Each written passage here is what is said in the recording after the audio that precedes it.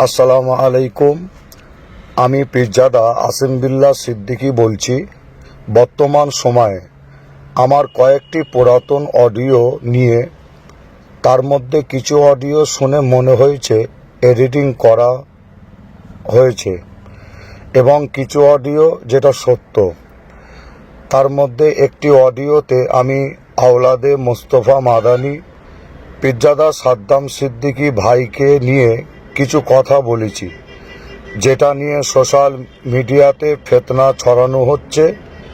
এর জন্য আমি আল্লাহ পাকের কাছে ও পীরজাদা সাদ্দাম সিদ্দিকী ভাই এবং তার পরিবারের কাছে আমি ক্ষমা চাইছি।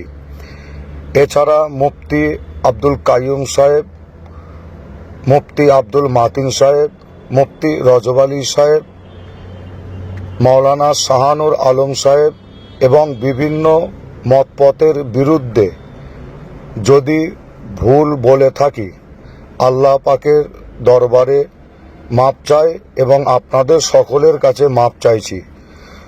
বর্তমান মুসলিম উম্মার পরিস্থিতির দিকে লক্ষ্য করে সকলকে আহ্বান করছি, আসুন আমরা সকলে পিছনের কথা সব কিছু ভুলে গিয়ে মুসলিম উম্মার জন্য মিলেমিশে কাজ করি।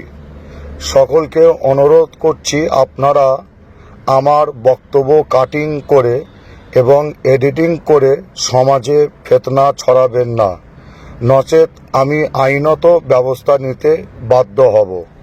আপনারা সকলে ভালো থাকবেন, সুস্থ থাকবেন।